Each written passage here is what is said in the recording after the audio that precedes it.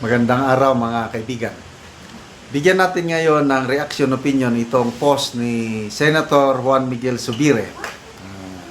Ito ang sagot niya sa mga kapwa niya senador na parang gusto nilang matuloy ang impeachment trial after na ibinasura ng Supreme Court, dineclare na unconstitutional ang impeachment case laban kay VP Sara. So, ang nababalitaan natin yan lumalabas sa mga interview sa media, si Senator Soto at Senator Bam Aquino. Okay, ito.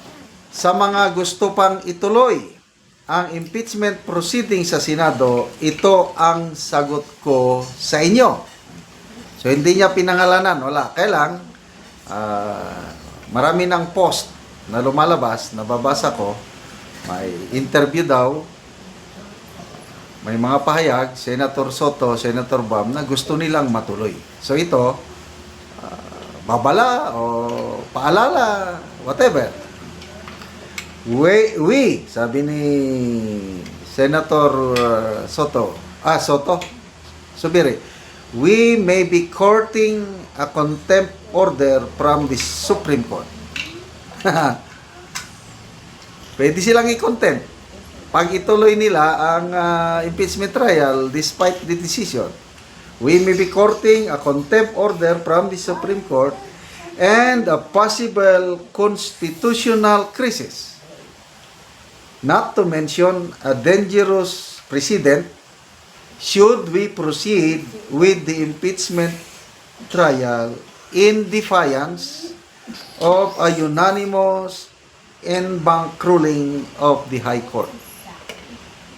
15 silang maestrado. Ang alam ko, correct me if I'm wrong, 13 yung bumotong unanimous, yung isa ata nag-abstain, yung isa on leave. I'm not sure. Basta unanimous. Kahit yung mga appointee ni Aquino administration noon, dalawa, Kagiwa at Inlonen, bumoto, ibasura. Kahit yung appointee ni PBBM, Justice Raul ba yun? Bumoto in favor sa pagbasura. Yung iba, sinasabi na, appointee ni Digong lahat yan. Kaya, bias. Mga bitter lang yun, hindi makamove on. So, unanimous decision. Sabi ni Badagdag ni Senator Zubiri, ignoring the Supreme Court decision is tantamount to eroding the very principle of judicial review established in Angara versus Electoral Commission 63 Philippine 139 1936 pa na decision ito. So ito may jurisprudence na nangyari na may principle of judicial review ang Supreme Court. And in turn, endangers the delicate system of checks and balances that is foundational to our democracy. Whether we agree with the decision or not, the Supreme Court remains as the final arbiter of constitutional issues, lest we destabilize the very framework of government. Respect and honor the Supreme Court of the Philippines. Period. Ang galing ng pagkano. Period. Wala na. Ano bang mga legal luminary pa yan yun yan? I don't know rin kung anong basihan ni Senator Bam Aquino bakit gusto niyang ituloy. Okay. Period. Itong pananaw ni Senator Zubiri, ganito rin ang pananaw ni Senator Jesus Cudero na final arbiter talaga ang Supreme Court. Sila ang may final say. Pag nagsabi ang Supreme Court, wala nang magagawa. Tatalima na lang sila. Meaning the senator judges. So, magbasa tayo sa mga sabi period. Matulog na ako. Ito rin may konting humor si Senator Zubiri na maganda ang dating ba. Matulog na ako. Ito, nabasa ko lang. Period. Ito na. Hindi katulad ng humor ni DILG Secretary John Vic Rimulya na abangers. Masama ang dating kaya binabatikos. Matulog na daw siya. Okay. Comments. Ay, tingnan natin ha. Ang people who reacted. Matagal magkano. Okay. People who reacted. Sandali. Mahinang signal ko. Balik na lang tayo doon sa ano. Okay. Ebes, Nabi. Senator Big, sayangan sila sa uniform, dili magamit, mahal pa, patay. Yun daw, sabi ni Derek Yap, yung 5 robe ng Voltis 5, for sale na daw yun dahil hindi magagamit.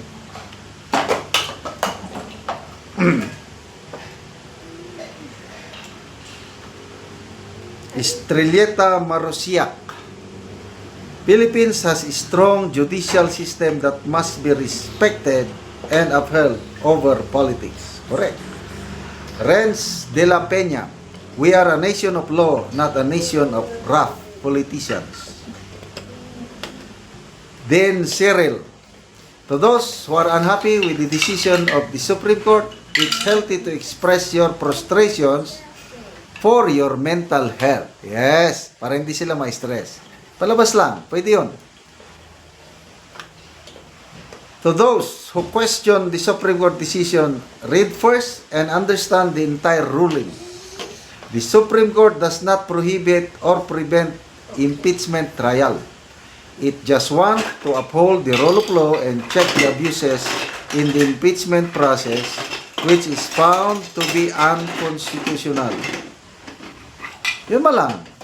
Na-violate yung one-bar rule. So, unconstitutional. Pwede kayong mag-file ulit next year. Di ba ganun? So, hindi nga talaga pinagbabawal na ang Senado o ang Kongreso mag-initiate ng impeachment complaint at ang Senado ang mag-try. You can go on. Ganun lang.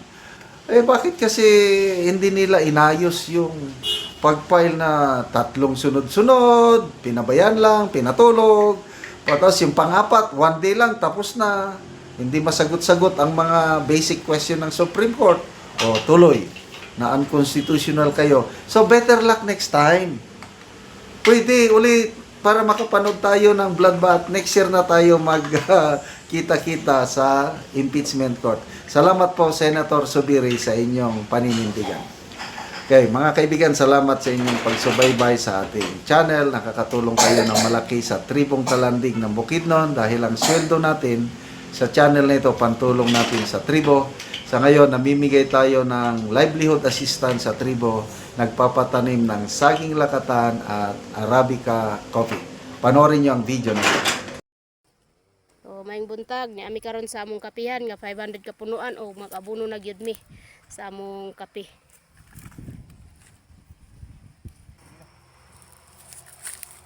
So among abunuhan aron mo ayos siya o mutambok.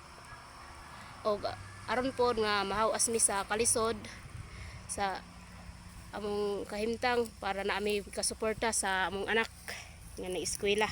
Og mo niya ang kiloagon sa among gitamnan nga kape og human sa pag-abono amo dayong mag-spray dayon mi. So mao gyud ni nga salamat sa Ginoo og sa nagatan-aw sa video og sa nag-sponsor og ilabi na sa naghatag ani nga similya og sa uban pa nga among magamit nga among i-spray sa among kape. Og mo ni ang humana og abono.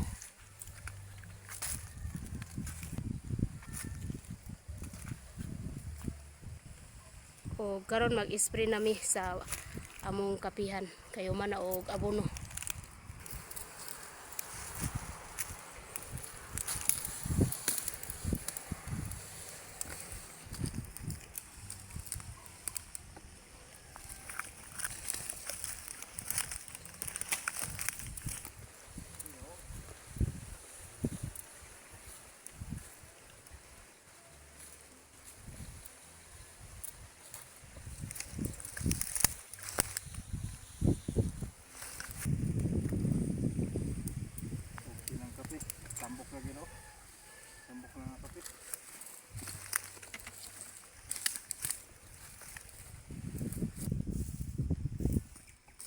So mo ni ang among tinanom nga 500 og amo nang naabunuhan og amo nang naisprehan. Salamat gid kay sa Ginoo sa nagatan-aw sa video og ilabi na sa nag-sponsor ani.